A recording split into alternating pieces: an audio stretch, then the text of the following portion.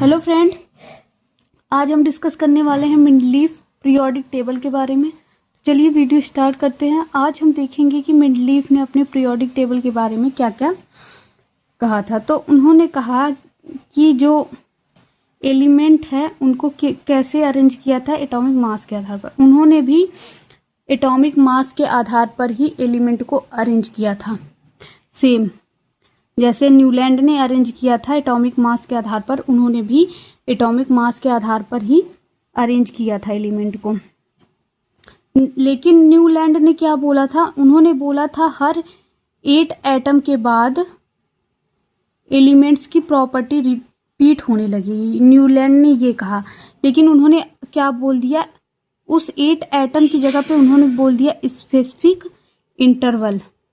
मिंडलीफ ने क्या बोला, स्पेसिफिक इंटरवल, एक कुछ समय अंतराल के बाद जो है एलिमेंट की प्रॉपर्टी मैच होने लगेगी। उन्होंने ये बोल दिया when element are arrange according to increasing atomic mass. अगर हम एटॉमिक मास के इंक्रीजिंग ऑर्डर में, बढ़ते हुए क्रम में एलिमेंट को क्या कर रहे हैं, अरेंज कर रहे हैं, then property of element are repeated, तो एलिमेंट की प्रॉपर्टी रिपीट होने लगेगी आफ्टर ए स्पेसिफिक इंटरवल। कुछ स्पेसिफिक इंटरवल के बाद, मतलब टाइम के बाद जो है एलिमेंट की प्रॉपर्टी रिपीट होने लगेगी। उन्होंने ये बोला मिंडलीफ ने। मिंडलीफ का पीरियोडिक टेबल कुछ ऐसा था, ठीक। और उन्होंने क्या बोला, जो हॉरिजेंटल लाइन है उसको हम कहेंगे पीरियड।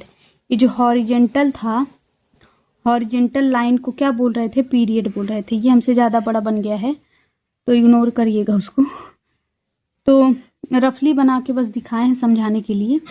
और ऊपर से नीचे अगर हम आ रहे हैं, मतलब कि वर्टिकल कॉलम अगर हम देख रहे हैं तो वो हो जाएगा आपका ग्रुप। उसको हम क्या बोल रहे हैं, ग्रुप बोल रहे हैं।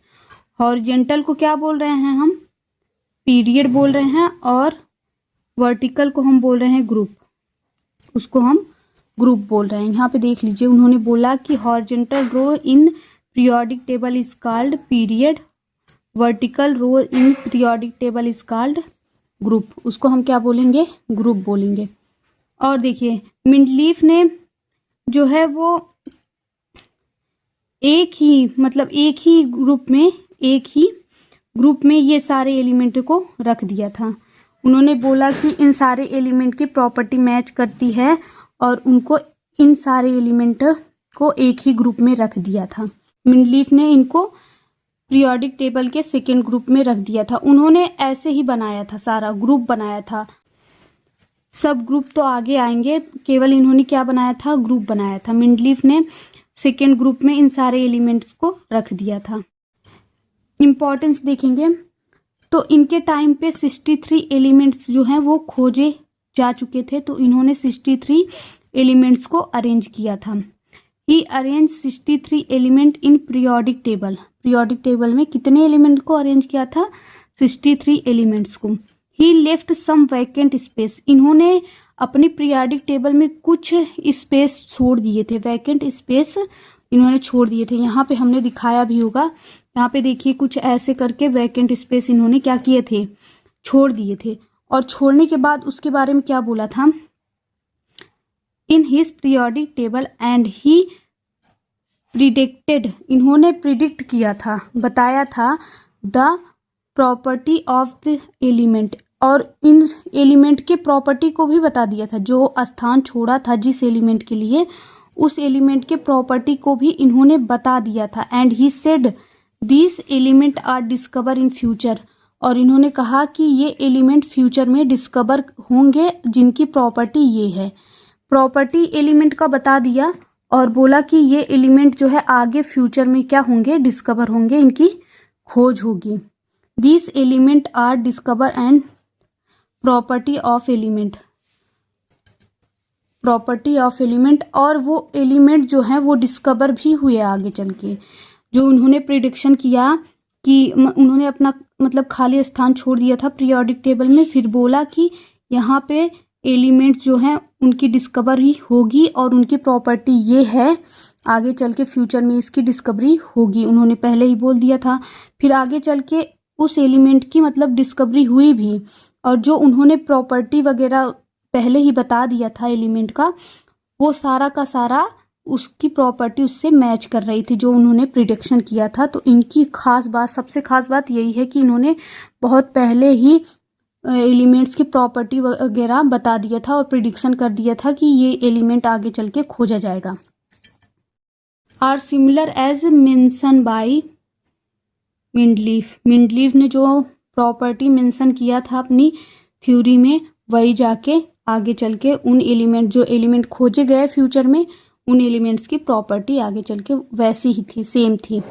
अब लिमिटेशन ये देखेंगे, इन्होंने एटॉमिक मास के आधार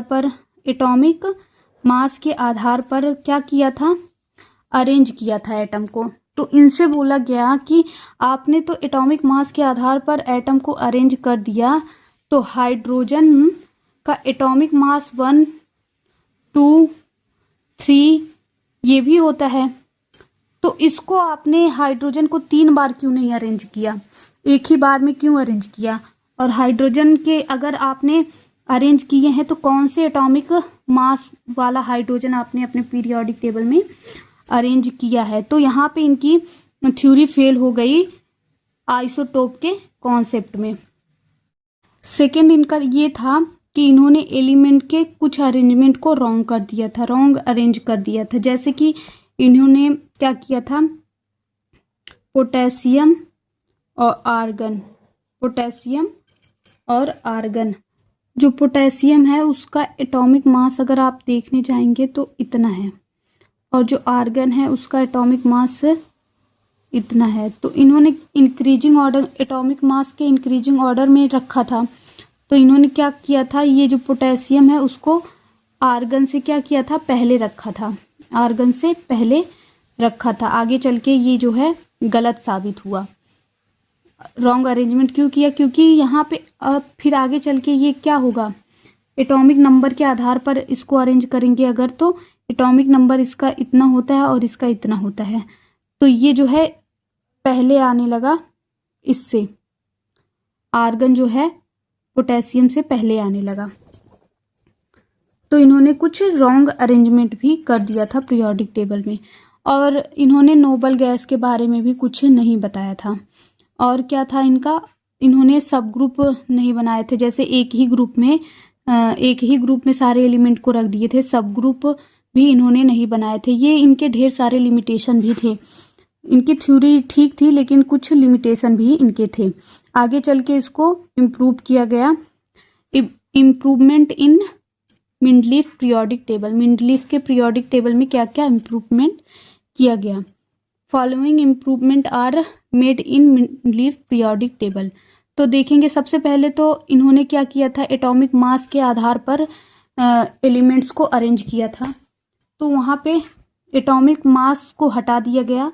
एटॉमिक मास को हटा दिया गया, किसके बेस पे अरेंज किया गया, एटॉमिक नंबर के बेस पे एलिमेंट को अरेंज किया गया। जो एटॉमिक नंबर होते हैं एलिमेंट के, उनके आधार पर उनको अरेंज किया गया। और इन्होंने किस पे किया था, एटॉमिक मास पे किया था। Mendeleev periodic table was based on atomic mass, ये बेस्ड था एटॉमिक मास पर। मोजले which convert the atomic mass into atomic number, जो मोजले नाम के साइंटिस्ट थे, इसके बाद उनके पे भी वीडियो आएगा। जो मोजले नाम के साइंटिस्ट थे उन्होंने क्या किया, एटॉमिक मास को कन्वर्ट कर दिया एटॉमिक नंबर में। एटॉमिक नंबर के आधार पर एलिमेंट को उन्होंने क्या किया, अरेंज किया। अब देखेंगे एस्ट्रा ग्रुप। एस्ट्रा ग्रुप हमने बताया कि जो नोबेल गैस था वो इन्होंने नहीं मतलब खोज पाए थे। मेंडलीफ नोबेल गैस के बारे में कुछ नहीं बताया था इन्होंने। तो ये किसने किया, मोजले ने भी यही काम किया था। ये जो है नोबेल गैस को अरेंज किए थे, मतलब ऐड किए थे। Extra group is added at the extreme right में, राइट साइड में। यहाँ पे देखिए, अगर हम आपको बताएं, एक मिनट,